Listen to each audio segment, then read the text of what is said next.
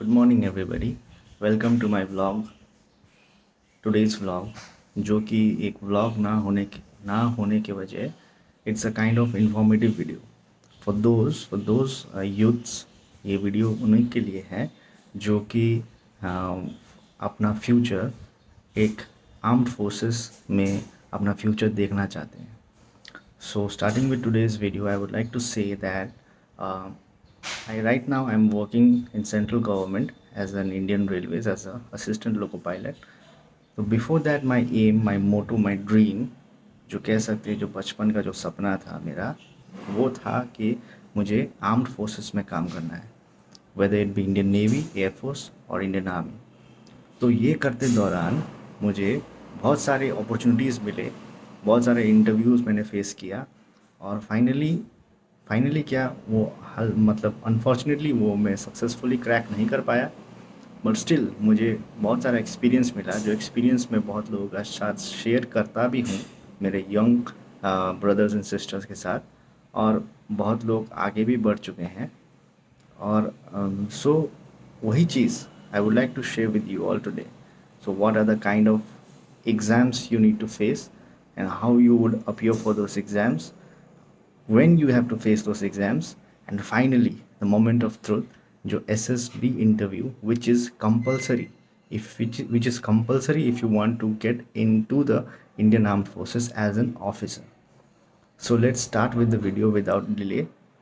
So friends, सबसे पहले first of all you have to think that मतलब आपको अगर डिटर्मिनेशन है आर्म्ड फोर्सेस में जाने के लिए, तो वो तो सबसे बड़ा फायर होना चाहिए आपके अंदर, सबसे इम्पॉर्टेंट है वो फायर। आफ्टर दैट अगर आप बचपन से ही जाना चाहते हैं उसमें, आर्म्ड फोर्सेस आपका सपना है, तो क्लास 10th के बाद ही आपका स्ट्रैटेजी शुरू हो जानी चाहिए।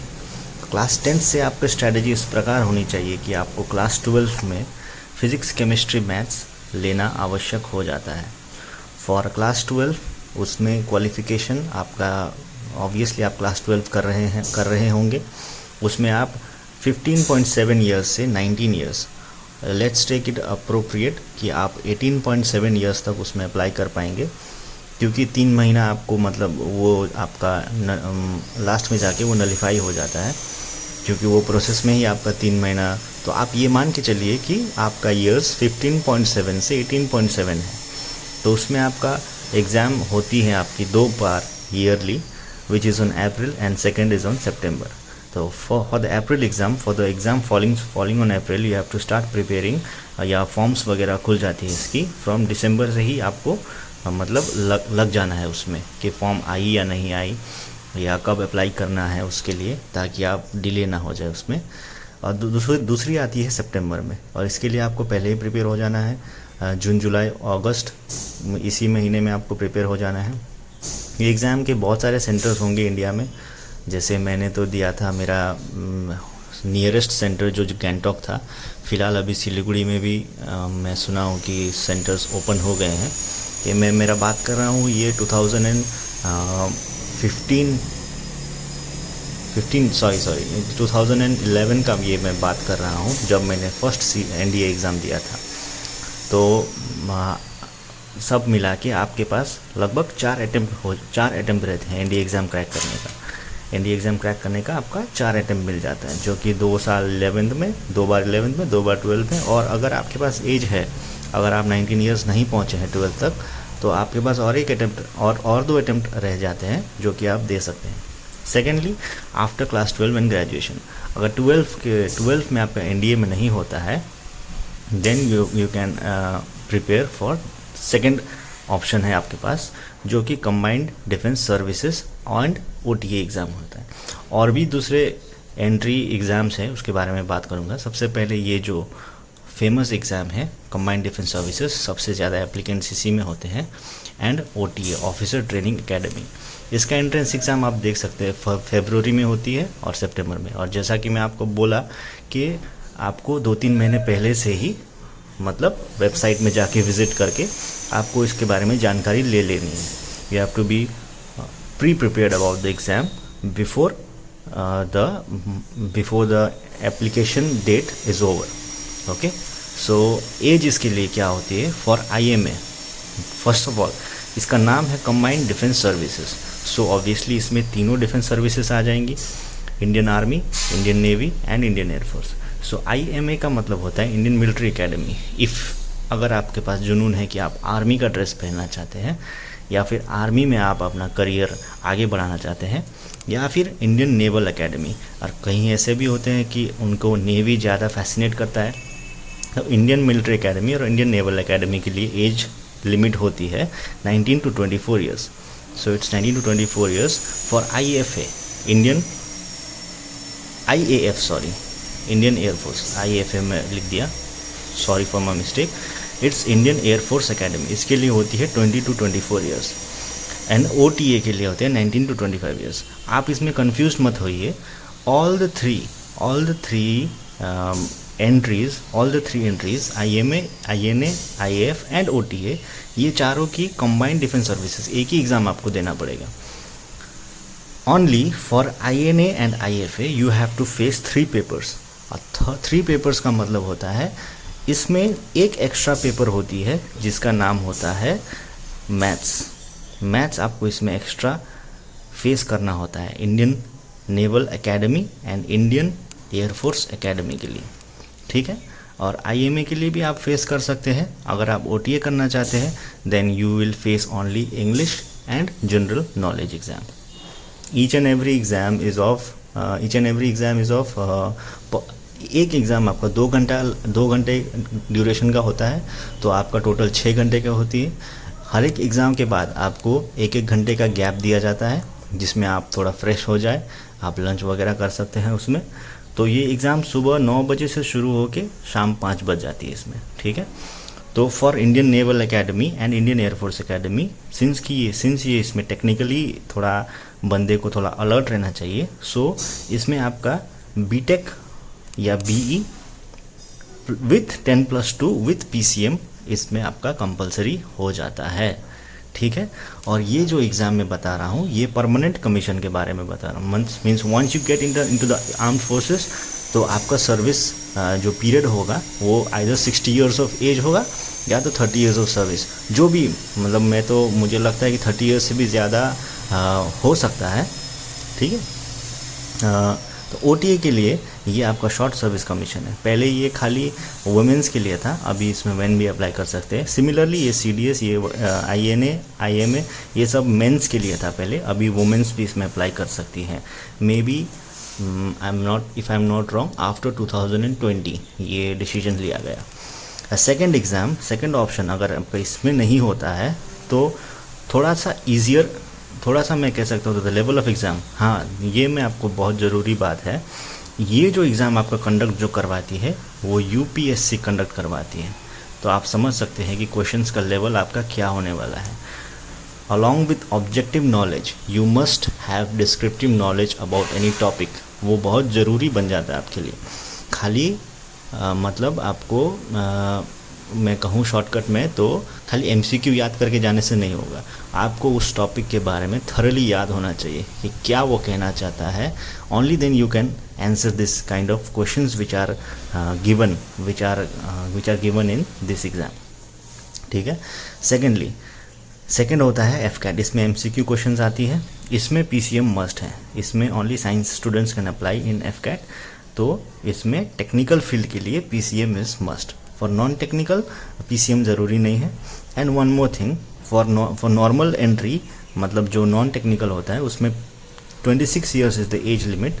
And for flying branch, if you want to become pilot in the Indian air force, then for flying branch you have to be below 24 years of as.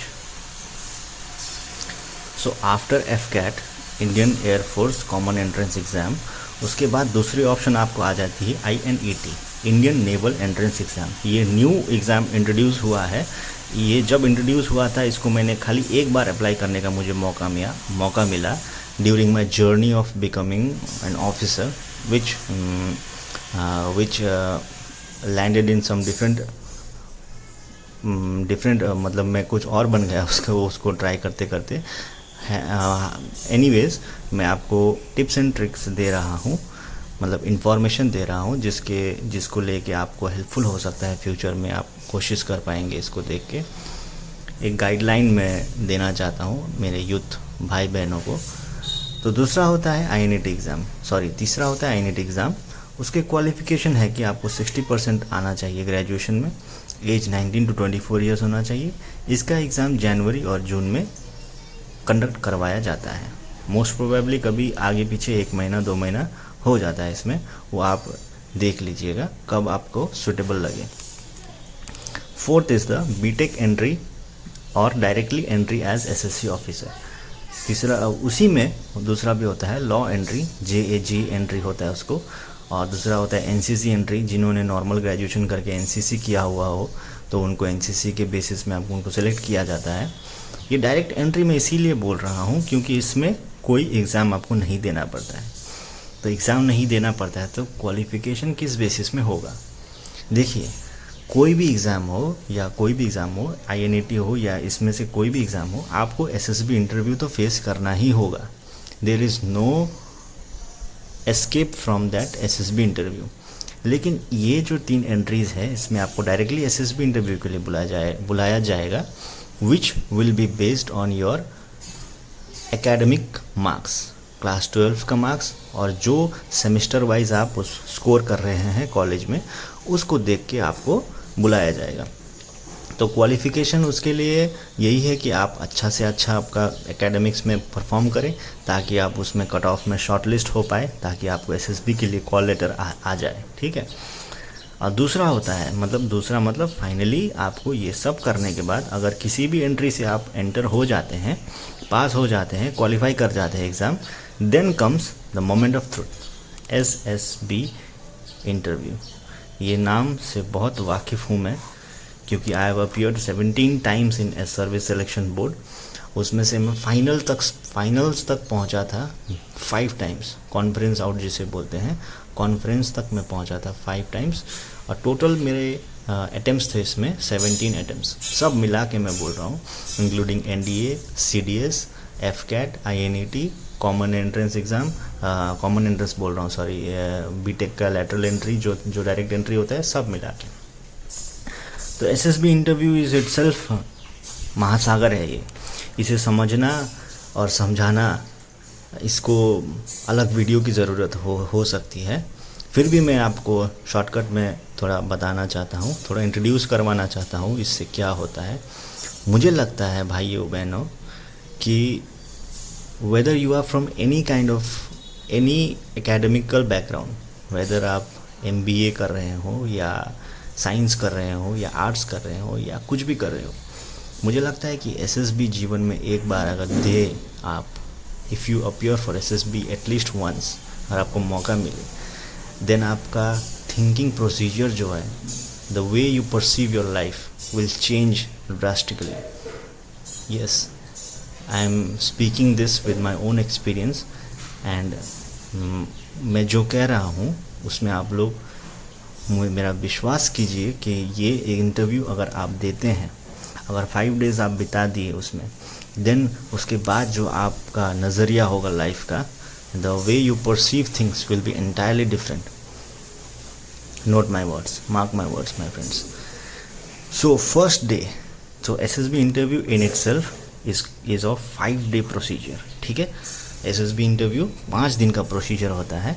It's divided into 2 stages. एक first day होता है, ये पहला stage होता है, और दूसरा जो 4 डेज बचा रह गया +4, ये सेकंड स्टेज में आता है, ठीक है। सेकंड स्टेज आपको पूरा 4 दिन आपको बिताना पड़ेगा। तो फर्स्ट डे में क्या होगा आपका? फर्स्ट डे होता है आपका स्क्रीनिंग स्टेज इसको बोल सकते हैं।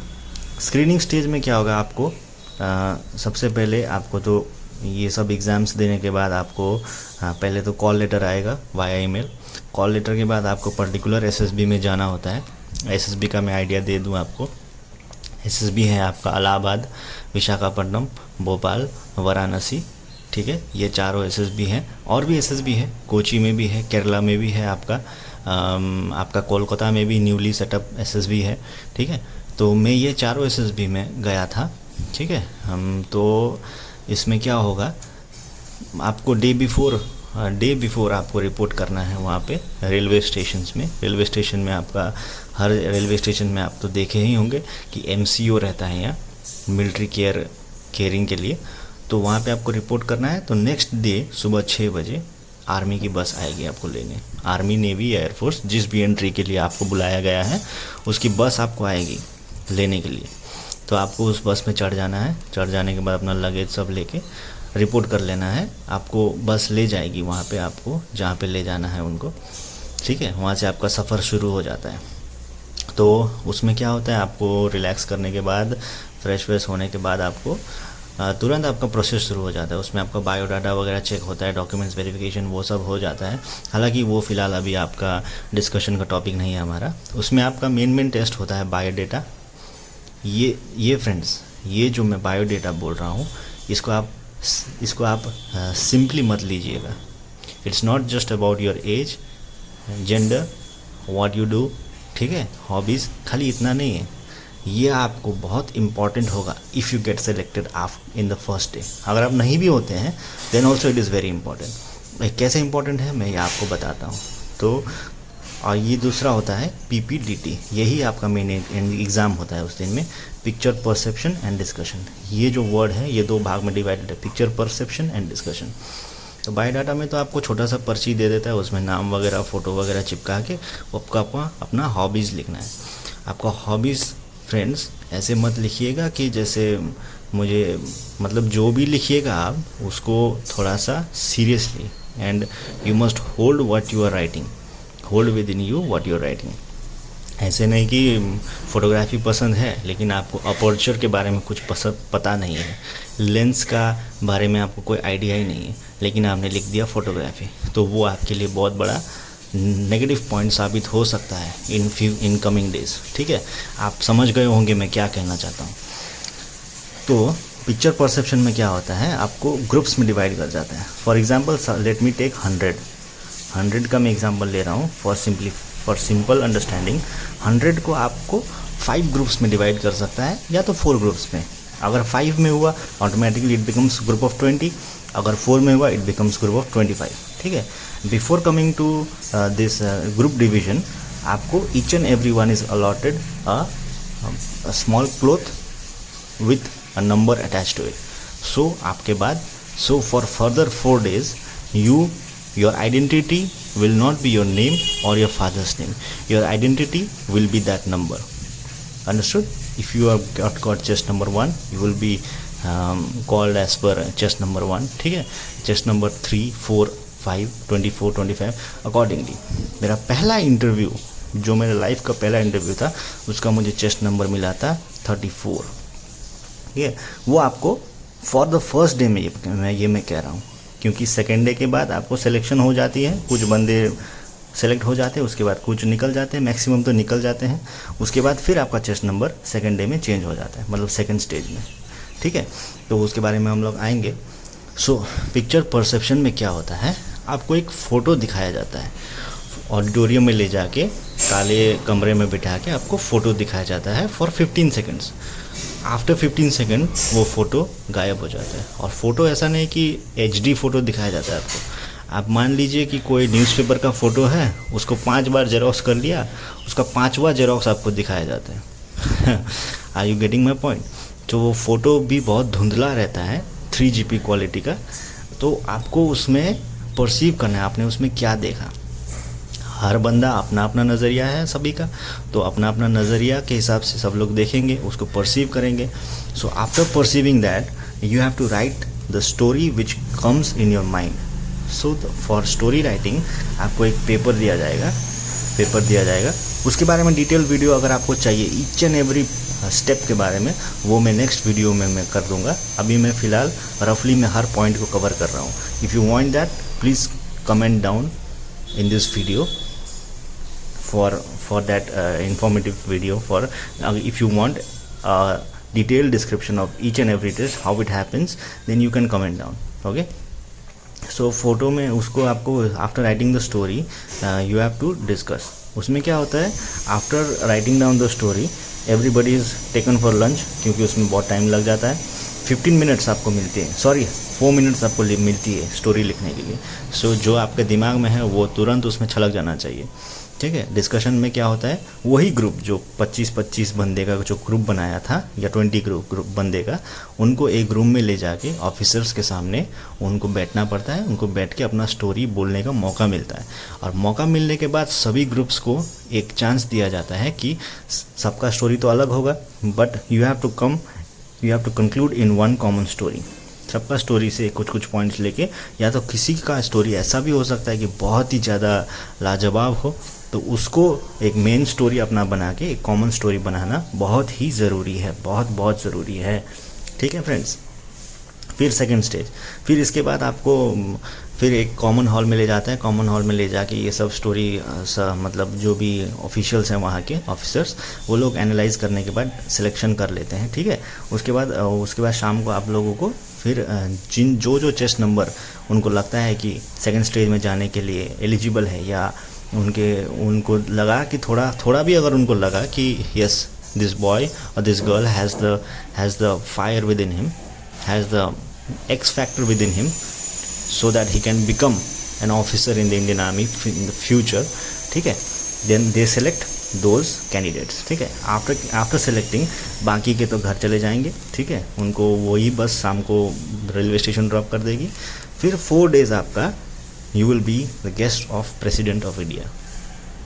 मैं कहना क्या चाह रहा हूँ कि आप 4 दिन तक वहाँ के मेहमान हैं, but still you are under बहुत सारे बाउंडेशन है आपके पास। Obviously you are inside a defence area, so आपको वो सब फॉलो करना ही होगा। सो सेकंड फेज़ का 4 दिन के जो होते हैं, उसमें फर्स्ट डे साइकोलॉजिकल टेस्ट होती है। उसमें आपका word association test, thematic appreciation test, situation and reaction test और STD सेल्फ डिस्क्रिप्शन टेस्ट, ये सब आपको भरना पड़ता है। इसमें आपका लग जाता है 1 घंटा सब मिला के आपको 4 घंटे हो जाते हैं। इसी में आपका पूरा दिन चला जाएगा। ठीक है। और ये जो थीमेटिक अप्रिशिएशन टेस्ट है, इसमें आपको ऐसे जो फ़ोटो दिखाया गया था, ऐसे 4 फोटोज़ दिखाए जाएंगे बैक टू बैक। आपको विश्राम करने का मौका ही नहीं मिलेगा। ठीक है। चीटिंग करने का तो सवाल ही नहीं है, हाँ चीटिंग करना भी नहीं है इसमें, क्योंकि ये सब आपका अपना इंडिविजुअलिटी छलकना पड़ेगा उसमें। किसी और का इंडिविजुअलिटी लेके अब अगर आप ये एग्ज़ाम लिखने आएंगे, then I am sorry, you are not fit for this interview. ठीक है। You have to be yourself. और SRT में 60 सिचुएशन आपको देंगे, उसका सिचुएशंस के अकॉर्डिंग आपका रिएक्शन क्या रहेगा वो आपको जॉट डाउन करना है। वर्ड एसोसिएशन में आपको each and every word 60 words blink होगा, तो ईच एंड एवरी वर्ड के अकॉर्डिंगली आपको सेंटेंस बनाना है। और SDT में क्या होता है, सेल्फ डिस्क्रिप्शन टेस्ट। इसमें क्या होता है कि you have to write down about what your parents thinks about you, what your teachers think about you, what you think about your self, what you want to become in future, how would you like to see your self in future.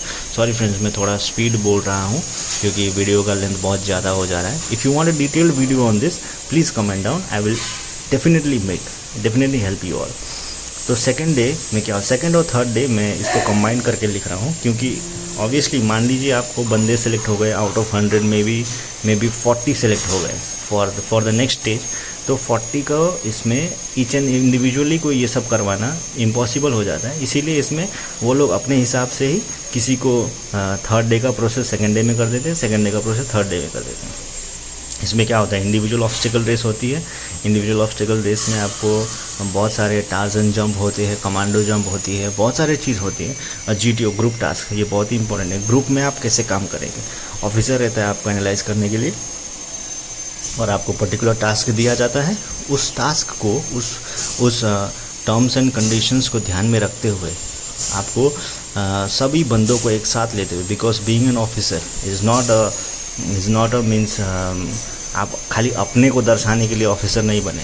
You are here to represent a nation, represent a group of team, ठीक है, who have come from different parts of India, ठीक है। तो आपको उनको सबको एक साथ लेके चलना है। So it's not a easy task.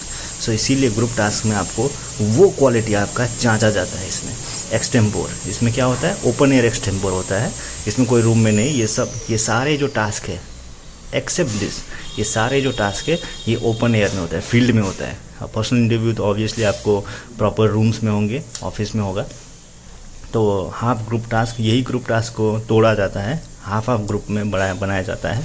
और ग्रुप ऑब्स्टिकल रेस, इसमें क्या होता है आपको, मतलब मेरे टाइम में क्या था कि बहुत लंबा सा लंबा सा एक, मतलब मान लीजिए कैरेक्टर, मान लीजिए एक पाइथन है, पाइथन जैसा एक ऑब्जेक्ट आपको दिया जाता है, उसको बिना ज़मीन में गिराए आपको जो इंडिविजुअल ऑब्स्टिकल में 10 ऑब्स्टिकल थे वो सभी इसको लेके पार करना है। ठीक है, तो इसमें आपका वो लोग परखेंगे कि आपको कोई साथी छूट ना जाए पीछे में। ठीक है, आप तो आगे बढ़ जाएंगे लेकिन पीछे आपका साथी को भी लेके जाना ज़रूरी है एयरफोर्स, मतलब आर्म्ड फोर्सेस में। तो इसीलिए ग्रुप ऑब्स्टिकल रेस उसमें ये क्वालिटी देखा जाता है। ये सब मैं शॉर्टकट में बता रहा हूँ गाइस, अगर आपको डिटेल्ड वीडियो चाहिए, बार बार मैं बोल रहा हूँ कि चाहिए तो यू कैन कमेंट डाउन, मैं definitely I will make a new video on this. The 4th day में होता है, सॉरी पर्सनल इंटरव्यू में तो आया है, one of the most important and most crucial part of this entire SSB is personal interview. इसमें आपको individually proper dress code के साथ में एक रूम में ले जाया जाता है जहाँ पे officers are present above the rank of colonel से ऊपर रैंक के ऑफिसर रहते हैं। He may be a brigadier, he may be a colonel, he may be a lieutenant general, and one more person sits beside him who is a psychologist. उसका काम कुछ नहीं होता है, he just observes you, he will ask no questions, only the questions is asked by the interviewing officer. ठीक है, he will be in a proper dress code, so make sure you also will be in a proper dress code. इसमें dress आपको क्या ले जाना चाहिए, कौन सा पैंट ले जाना चाहिए, कौन सा कलर आपको लिए सूटेबल है, ये सब डिटेल्स आपको बाद में मैं आपको शेयर करने की कोशिश करूँगा। तो इंटरव्यू में आपको कुछ भी क्वेश्चन किया जा सकता है फ्रेंड्स, कुछ भी, एनीथिंग।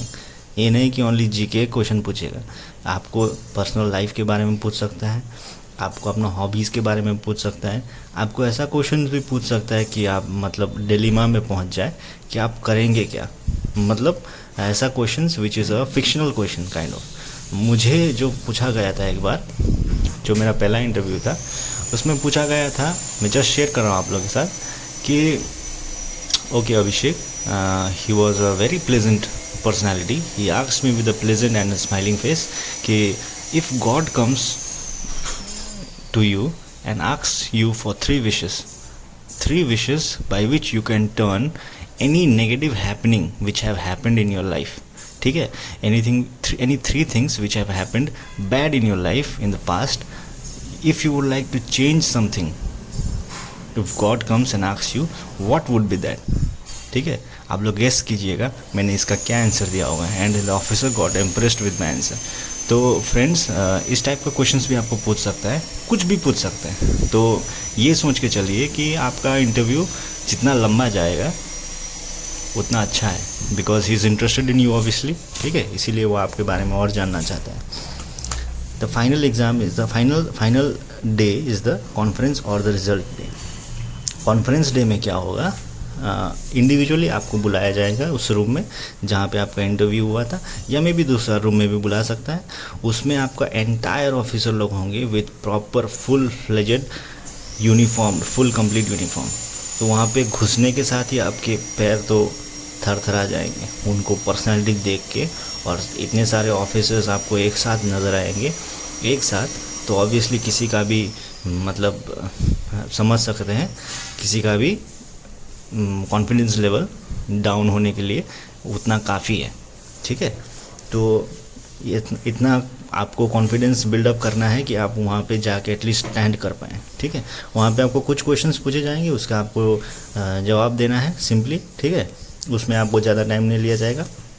फिर ये प्रोसेस होने के बाद आपको सबको एक हॉल में ले जाके सबको एक हॉल में ले जाके बिठाया जाएगा। वहाँ पे आपको 1 घंटा इंतज़ार करवाया जाएगा, या फिर ये मैं कह सकता हूँ कि प्रेशर बिल्डअप करवाया जाएगा कि आप सेलेक्ट होंगे या नहीं होंगे।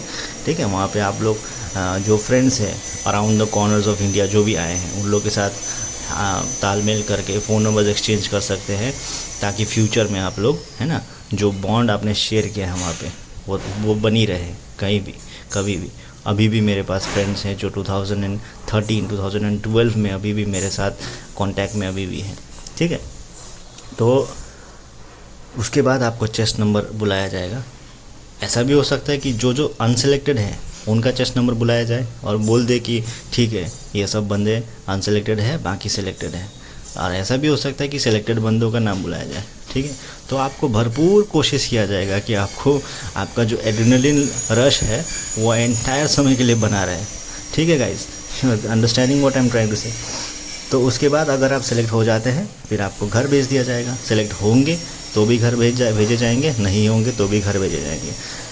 नहीं होंगे for obvious reasons you will be send home, अगर होंगे then you will be send home for may be 42 days और 21 डेज़, जो भी जैसा भी आपका कंडीशन डिपेंड करेगा, ताकि आप अपने आप को प्रिपेयर कर सके फॉर एनी काइंड ऑफ, अगर आपके पास मेडिकल कोई इंजरी है या फिर शॉर्ट टाइम का कोई एलर्जी वगैरह है, उसको आपको ठीक करने के बाद आप फिर वापस मेडिकल चेकअप के लिए आ जाए। फुल प्रॉपरली आपको उसमें टाइम दिया जाएगा, ठीक है।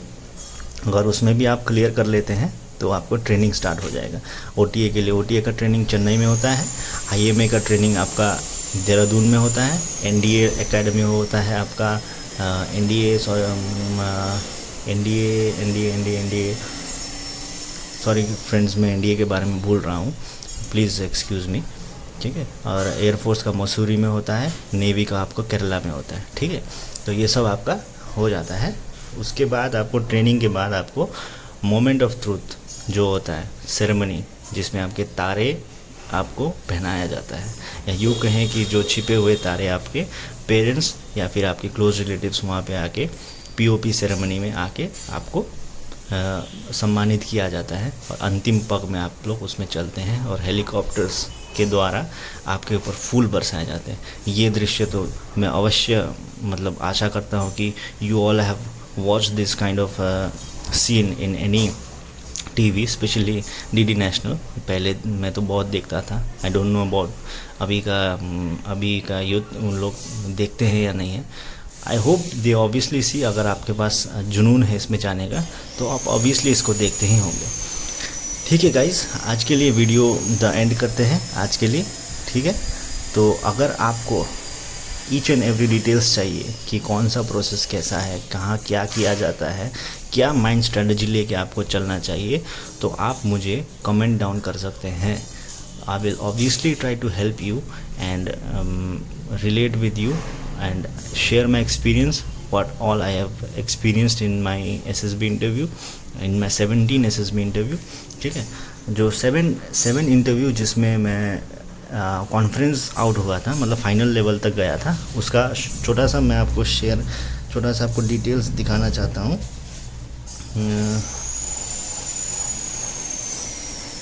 उसमें से 3 है मेरे पास, जो कि ये है एसएसबी इंटरव्यू नवंबर 2016 में मैं गया था वाइजैक, जो कि विशाखापट्टनम में है, बैच नंबर ये था मेरा। और फिर 6 जुलाई 2017 में गया था, 19 में गया था वाराणसी एसएसबी एफकैट में, 2 बार नेवी में, 1 बार एयरफोर्स में, और बाकी 4 बार मेरा आर्मी में था। आर्मी का मैं इसमें लिखा नहीं हूँ, मैं नेक्स्ट वीडियो में आपके साथ शेयर करूँगा। इसमें मेरा बैच नंबर ये था, ऐसा मेरा जो भी डिटेल्स था। ओके गाइस, तो नेक्स्ट टाइम मैं आपके साथ, अगर इफ़ यू वांट एसएसबी के बारे में डिटेल्ड वीडियो, कैसे कौन सा एग्ज़ाम, कैसे कौन सा टेस्ट, आपको कौन सा माइंडसेट के साथ जाना पड़ेगा, वो सब के बारे में अगर आपको जानने का उत्सुकता है, अगर आप अपने आप को फिर से क्या मतलब अगर आप अपने आप को देखना चाहते हैं वर्दी में, ठीक है, तो आप मुझे प्लीज़ बोलिए, मैं आपके साथ ये मेरा जो एक्सपीरियंस है शेयर करना चाहता हूँ, ठीक है guys. Okay then see you in my next vlog. सबको मेरी तरफ से good blessings to you all, ठीक है, एंड जय हिंद, वंदे मातरम।